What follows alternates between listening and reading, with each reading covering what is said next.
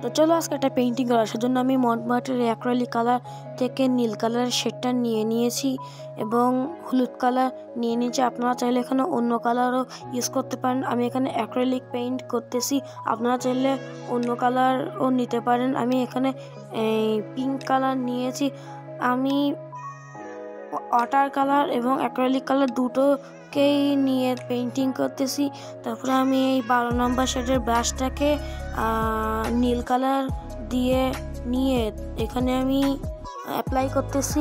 আপনারা চাইলে অন্য কোনো শেডের ব্রাশও নিতে পারেন, আপনারা এখানে জেসও অ্যাপ্লাই করতে পারেন। আমি এখানে ভালোভাবে ব্লেন্ড করে নিচ্ছিলাম। তারপরে আমি একটু পিঙ্ক কালার নিয়ে আবার ব্লেন্ড করে নিচ্ছি ব্লুটার সাথে।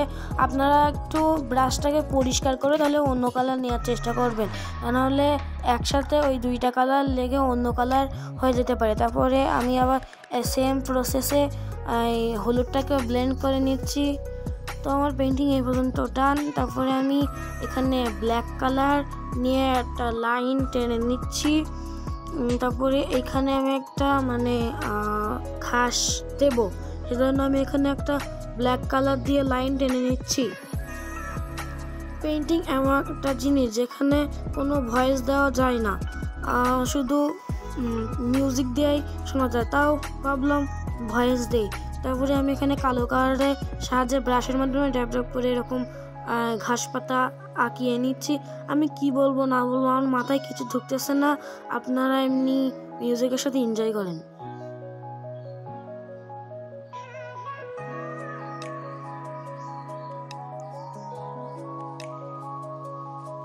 এইভাবে আমি আরও এরকম কালো দিয়ে আমি ব্রাশ দিয়ে আরও ঘাস বানিয়ে নিচ্ছি। আপনারা চাইলে এখানে অন্য কালার ইউজ করতে পারেন।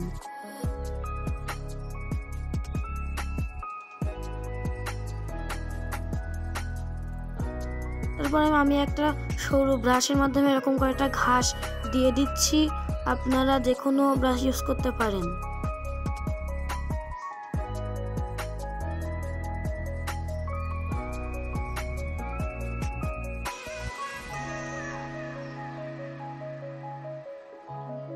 তারপরে হলুদ কালার দিয়ে আমি সূর্য আঁকিয়ে নিচ্ছি।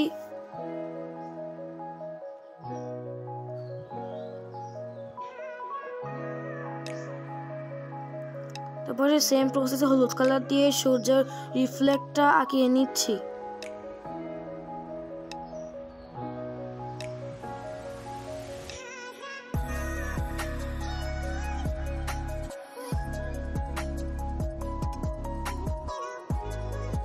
তো এই তো আমার পেইন্টিং না কেমন হয়েছে কমেন্ট করে জানাবেন।